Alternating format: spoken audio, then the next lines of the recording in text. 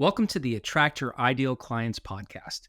This show is for entrepreneurs who sell their expertise, including trainers, consultants, and coaches looking for real-world, actionable marketing advice to help them identify their competitive strengths, find and fix the marketing bottlenecks that are holding them back, and confidently make the right marketing decisions for their unique business.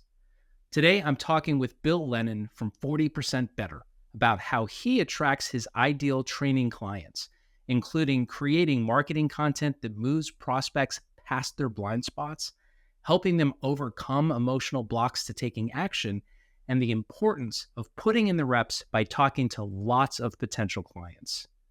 Quick note, I've recently updated the show name from Attract Your Ideal Customers to Attract Your Ideal Clients to align more with the specific needs of trainers, consultants, and coaches. Before we get started, if you've hit a plateau in your training, consulting, or coaching business, I want to invite you to visit marcusschaller.com/subscribe for weekly troubleshooting guides and tips to help you find and fix the weak spots in your marketing that are holding you back, fine-tune your positioning and marketing strategy, and start growing again by attracting more of your ideal clients. Again, that's marcusschaller.com/subscribe. Okay, so to start us out, could you just please share briefly what it is you do, what types of problems you solve, and who you solve them for? Sure. So we focus on software teams and helping them improve their performance. It's what I've been doing here in Silicon Valley for the last 20 years. I came up with a system that consistently, repeatedly helps teams improve their performance. 40% better is kind of an average number that my teams have hit within 6 months, which makes executives very, very happy. And it tends to make my peers kind of confused. They're like, wait a minute, how did you do that? But it's because I came up with a different system and a different way to approach how I work with my teams. And really, at the end of the day, it's about them having a much higher level of psychological safety, and they become very intrinsically motivated. And I'm not buying them massages and ropes courses. This is all about them being really happy and self-motivated and just doing better work. That's what I do. That's great. Now, one of the things that I'm always fascinated by is how people explain, especially trainers or consultants or coaches, how they explain the problems they solve, because how they explain the people that they serve, the outcomes, because that's from my perspective, 95% of the puzzle, of the marketing puzzle, right? If you can be very clear with yourself and do it in a way. So that was I've obviously looked at your website and all that positioning and your messaging and your narrative. It's just, I love how you have it even in the title, even in the name of your business. Yeah. 40% better. I mean, you're staking a claim, right? You're making a very specific claim. And I just love that as an example. Thank you. Thank you. Absolutely. Yeah. So today what we're going to talk about is I've been having people on and continue to have people on who are practitioners, business owners. They're in the entrepreneurs who sell expertise, right? So again, trainers, consultants, and coaches. And basically to have conversations around two areas, depending on each individual, right? On one side, sharing what's been working for you. How are you attracting clients? What are your go-tos, right? Because everybody's a little different. Right. And then on the flip side of that, are there challenges, right? So what are the things that you're still struggling with a little bit, that you still have questions about? Because what I love about this format too is not only for you and yourself, Bill, to be able to come out of this conversation with hopefully some insights or some ideas, right? But for people listening to that they could relate to it, right? So it's one thing for me to have marketing people on, that's wonderful. But when people can listen to somebody who's in the trenches like they are, so everybody's a little different. Some people are like, they don't really have any challenges. That's great. Some people are just all challenge, right? So why don't we just kick off with on the I will say the positive side. First of all, how long have you been in business individually now? And in a sense, like what generally is your go-to for for reaching, engaging possible clients and converting them into engagements? So I launched 40% Better barely a year ago. And really, it was the scaling up and the systemization of the private coaching I've been doing for the last decade. And and I I had some ahas about how the work that I was doing wasn't just an individual, like one person at a time kind of thing, but really I want much broader impact, because there's a whole bunch of mental health benefits because of the way that I'm approaching this.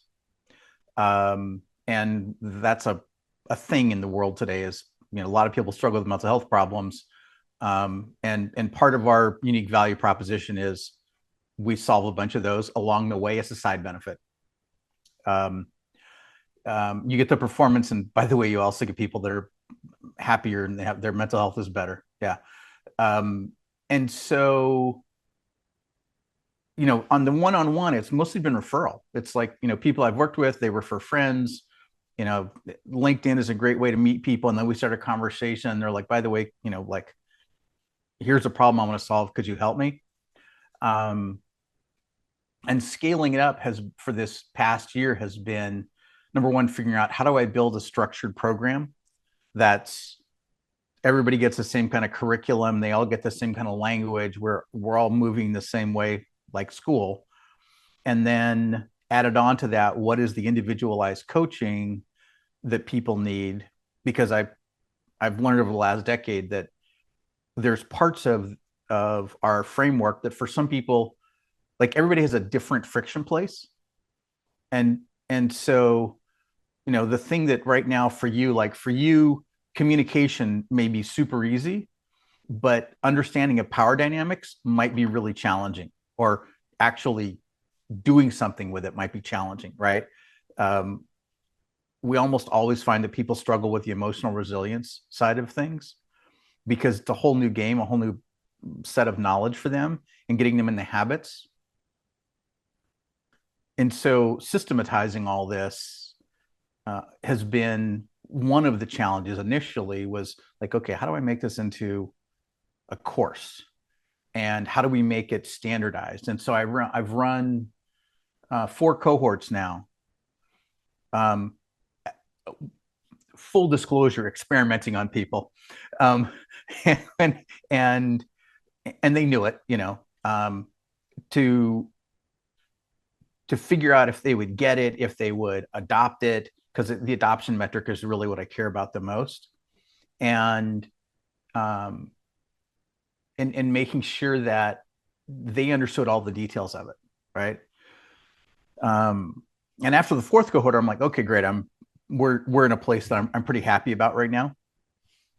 And then it was, okay, now start doing outreach and marketing. And that's kind of been the next piece, has been to get into to really shift from doing individuals to doing business, right? And we just started doing that.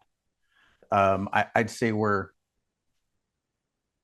I've been changing my content structure now for a couple of months, and working on emails and an offer funnel and all that kind of stuff.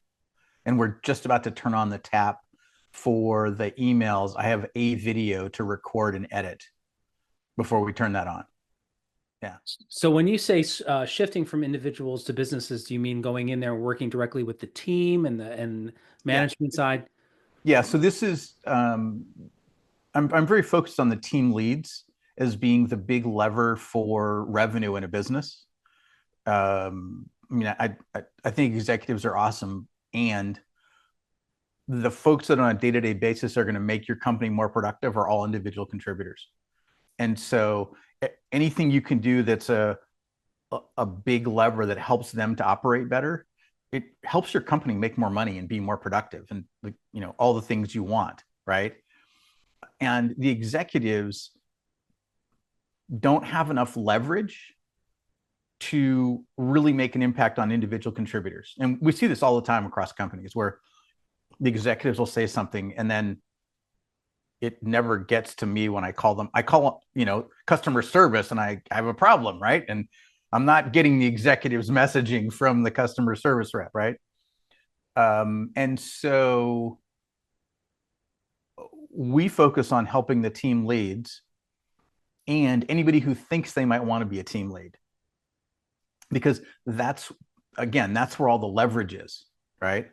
And one of the things that I've learned is that if you can train somebody who's an individual contributor, then they become a very safe promotion inside the company because they start doing all the things the executives want, and they're proving that they're going to be a good team lead already, and then they get promoted.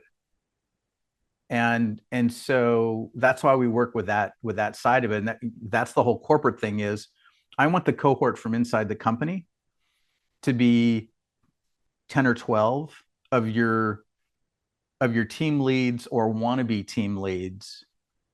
And however many cohorts it takes to work through a company is fine. Yeah.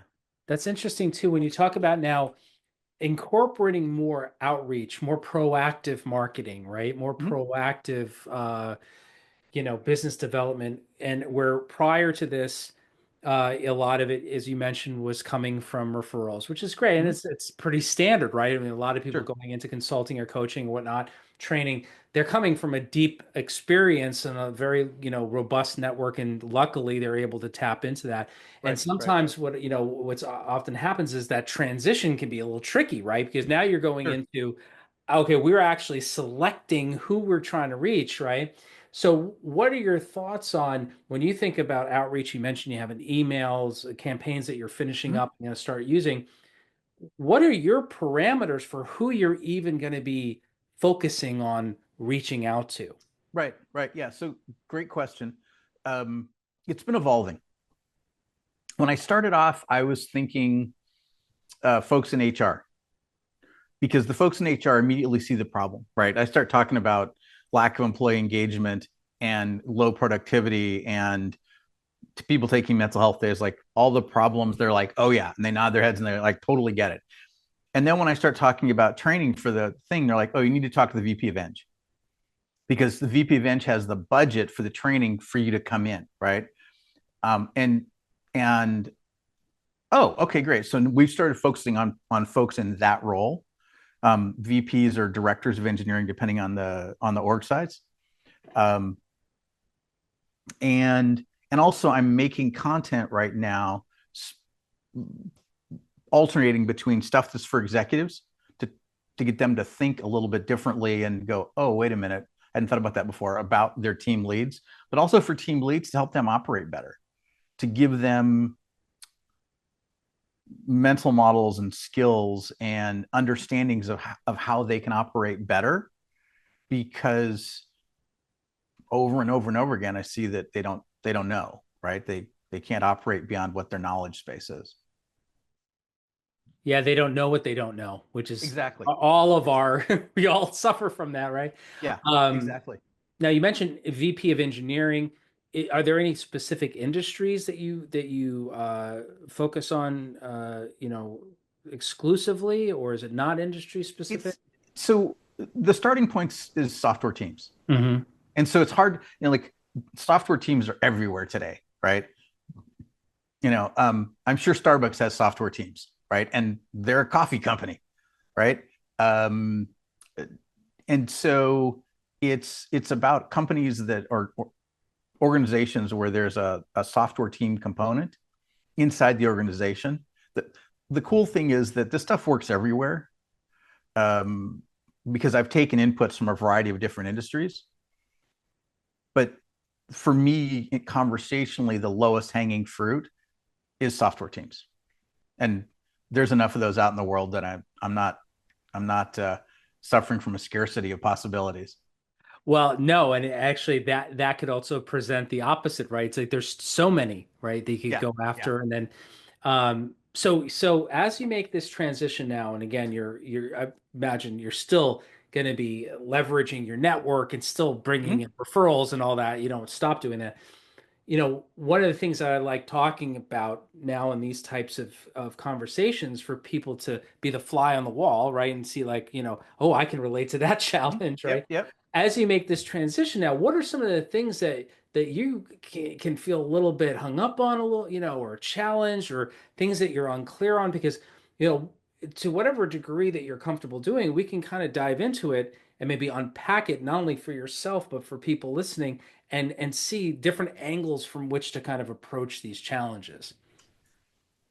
Sure. Yeah, no, it's another good question. So I'll start from the historical perspective. Um, when I first started thinking about doing this, the one of my initial challenges was being on camera and and recording videos where I was in front of the camera, right? And previously I'd worked in a business where I was always behind the scenes, and we had talent that was on camera, right? And they were talking, and I didn't have to be out there, right? Like I just made sure that all the video got shot, that we got it all edited, that all the technology was working, and then all of a sudden now I'm the one in front. So that was a challenge. And what I did was I started recording TikTok videos, um, purely for the purpose of getting over my fear of the camera. Like that was the whole goal, because one of the things that I've learned coaching people has been that their biggest hurdle is their um, the emotionality of doing something that they see as risky. And so a lot of the work that I've done with people has been to help them move through that risk. And that's, I have to do that with myself also, because there's something that scares me, but I want to get there. Like I have a desire to get someplace, but there's scary obstacles in the way. So I'm like, okay, it's more important that I be comfortable in front of the camera than the content be amazing, because I can always get the content to be better over time. But if I don't address the fear of the camera, then it doesn't matter how good the content is if I never get in front of the camera, right? And so for me, it was just breaking down that, okay, what's the first thing to solve? What's really the big rock to move? And it's getting over the fear. And so I did a lot of videos on TikTok, um, just so that I wouldn't be afraid of doing another video. And then, putting those videos on every other channel became easy, because once I had it, once I was comfortable on TikTok, I'm like, oh, I can just take the video and I can put it on YouTube or LinkedIn or Instagram, and it's no big deal, right? Facebook. Um, and then it became, I think that the challenge now is, what is it that I want to make content? What's the list of ideas to create content about? What are all the different ways that people talk about the problems they're having? And sometimes they have a problem, but they don't verbalize it. And they need to hear somebody say it out loud to go, oh, wait a minute, that's actually my problem, right? It's been in the back of their head bugging them and making them uncomfortable, but until someone actually puts words to it, they don't really realize, oh, wait a minute, I do have that problem. Oh, okay. And now somebody's talking about it. I think that's probably the biggest one right now, is just coming up with a evergreen list of content like that. Yeah. And I've got probably 15 or 20 item backlog. Mm. And on the plus side, it seems like no matter how much I record, I always have 20 ideas in the backlog. That's how that works. Yeah. It Yeah. fills up from the bottom. Yeah. Um, and I think that's really the biggest, is just coming up with that. Yeah.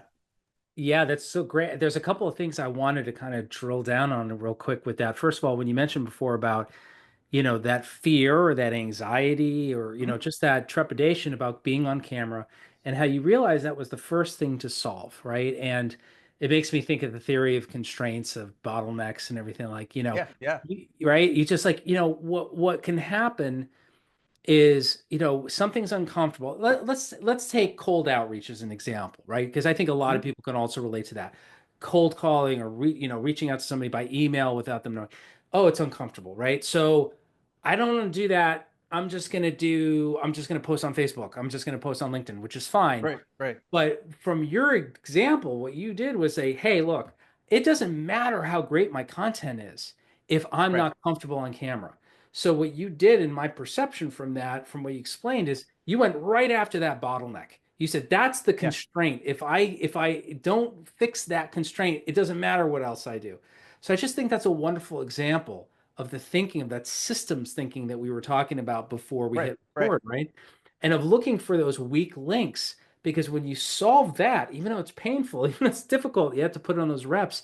It just now, people talk about 10xing your results. I mean, that's what you really have those compounding results. Um, Exactly. the other thing I want to mention too is, when you just said about, I love how you said that, ideas for content. And you said specifically the problems that people have that they don't even know how to articulate them. And how Mhm. can you create content that puts it into words? What I love so much about what you said, and the reason I'm really want to highlight it for people listening is the angle of your approach is I am focusing on them and the Right, problems that they struggle with that I can help them solve. Now, that also might be the outcomes they're looking to get to, which is great, right? What you're not talking about is my content's going to be how awesome I am and how many years, whatever. Now, you might still talk right. about that, right? But from your, from your description, you're focused on how do I articulate the problem? Because ultimately, when you're creating content, that's what gets people's attention. They might not be able to Exactly. articulate it. And the nuance, the art of this is if you can, it's all kind of experimentation, right? You're kind of guessing, educated guess. But that's what's lovely, so wonderful about content is that content creation and content marketing is you can be like, I think this is how they're experiencing it. And when you hit, you really hit. And then Right, you get into right. the conversation. So that's just me kind of like riffing on that. I just wanted to see your thoughts to add. No, I think you're 100% right there. And part of the whole content thing is, you see five different people that are struggling with the exact same problem. And when you talk about it, the way that you talk about it right now only connects with one of them. And then you create another piece of content that approaches it from a slightly different angle. And then somebody else goes, oh, wait a minute, that's me.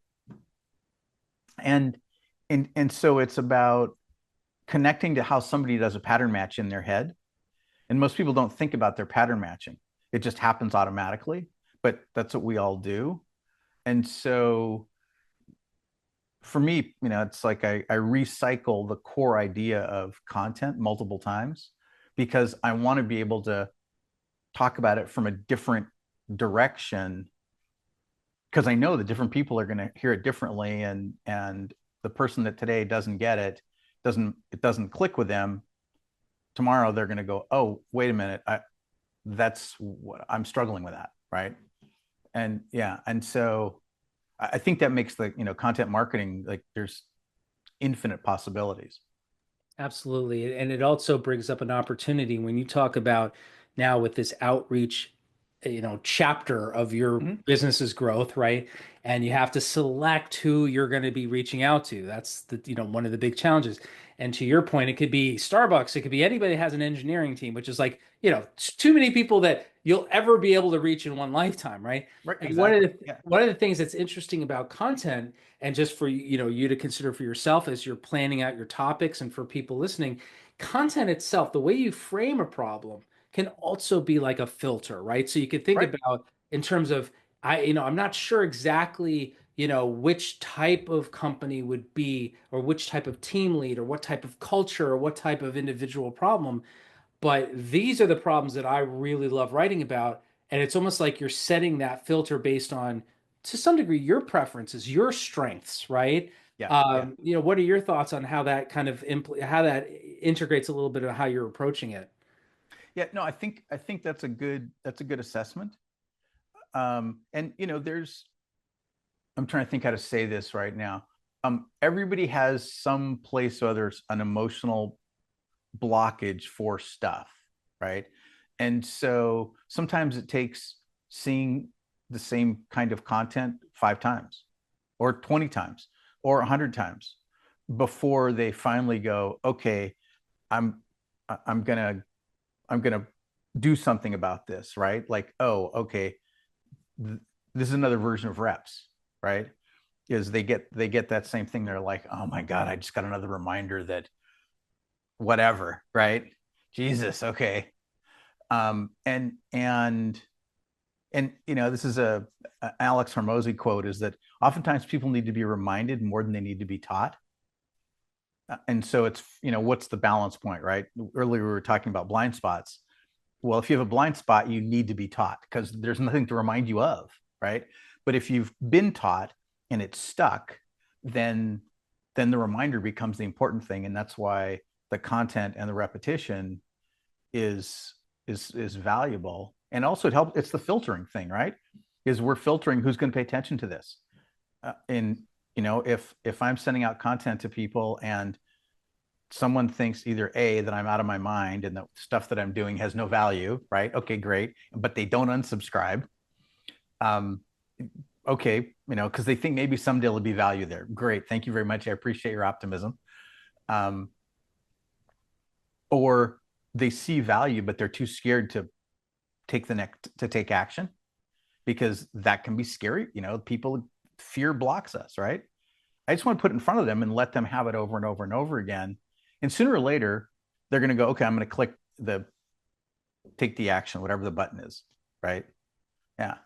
Yeah, before we hit record today, we were talking a little bit about reps and Yeah. layers, and you were sharing with me how, that mentality or that mindset is what helped you kind of get over your concern with being on camera and just doing those reps. Mm-hmm. And we were talking a little bit of what, I mentioned I want to call back to that now on when we're recording.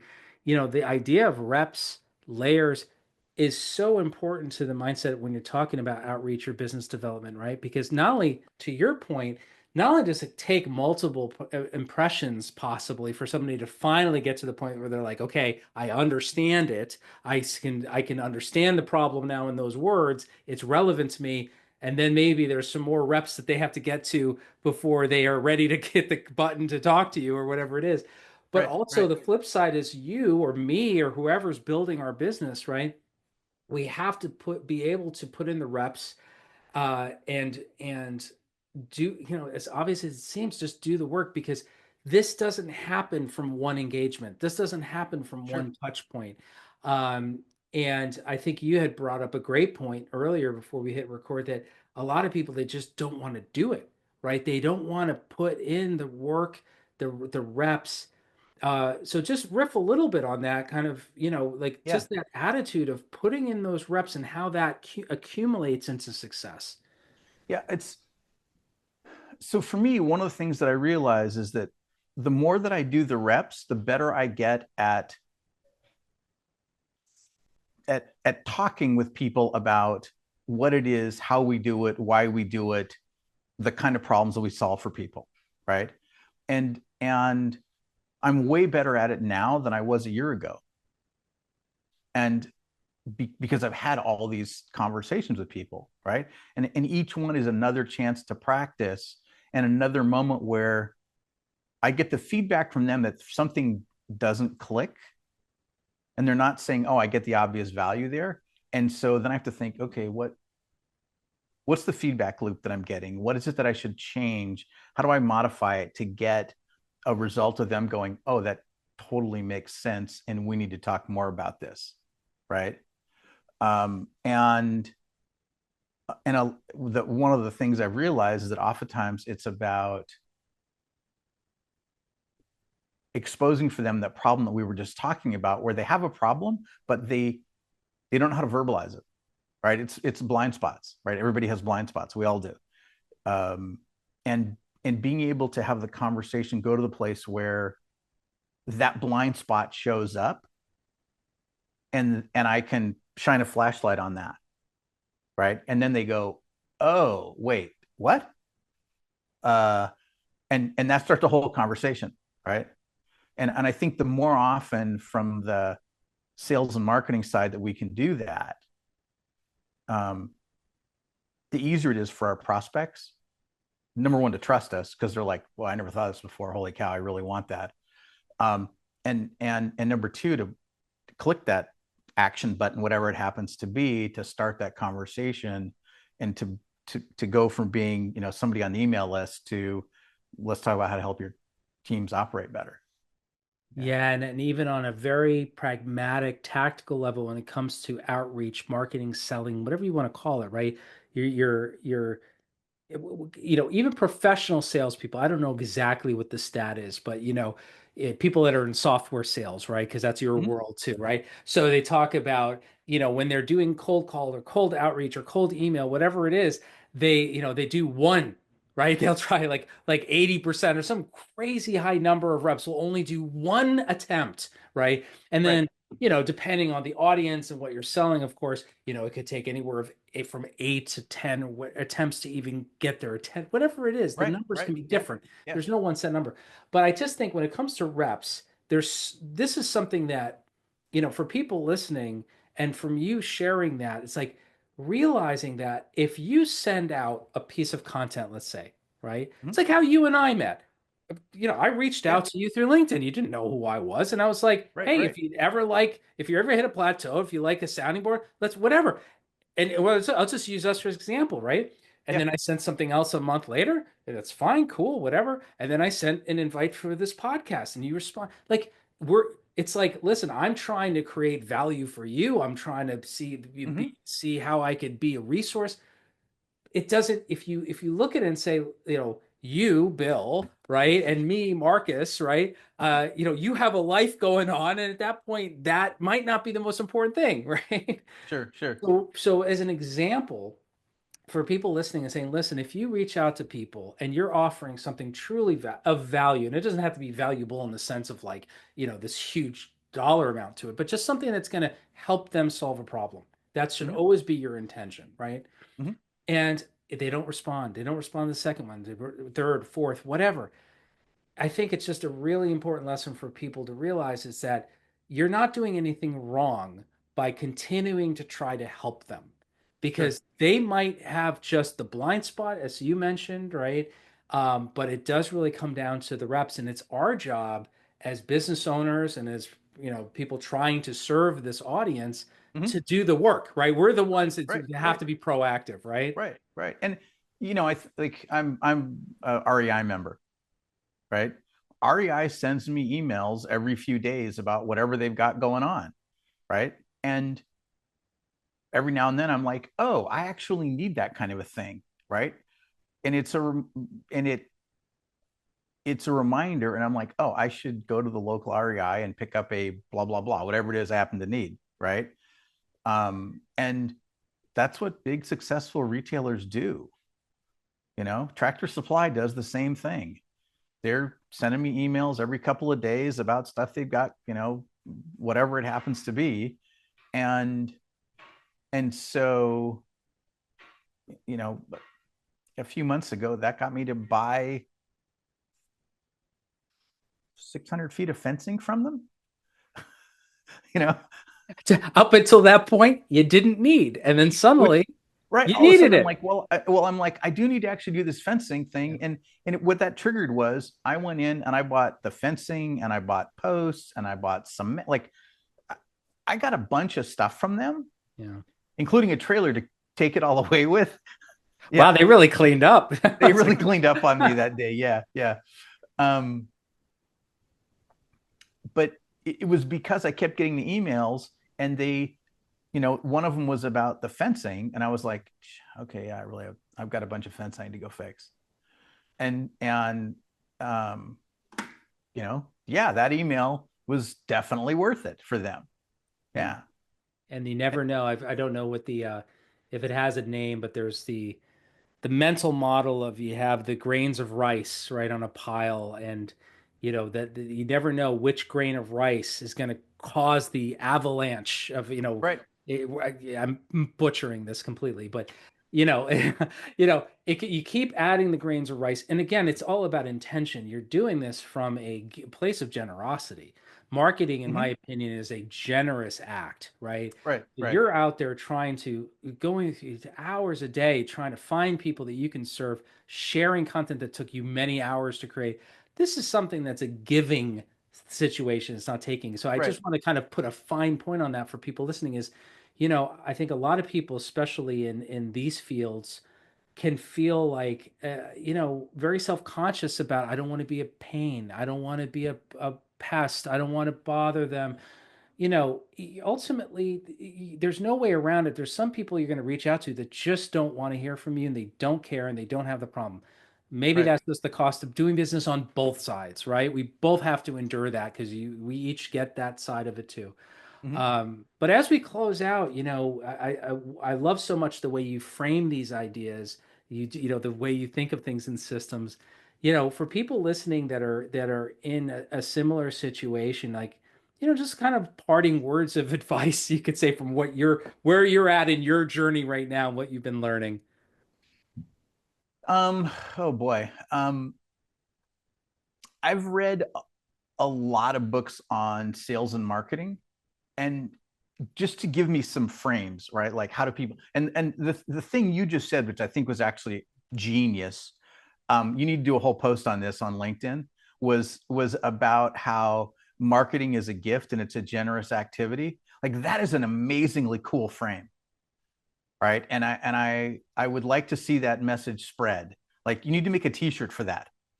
And yeah, uh, because that's not the standard narrative, right? And people get hung up in the standard narrative of, oh, I don't want to be a bother. I mean, this is, like I've had these thoughts, right? I don't want to be a bother. I don't want to be a pest. And the frame of, oh, this is a generous activity, a gift, I think is beautiful, because I'm going to totally steal that as a mental model for myself. Yeah.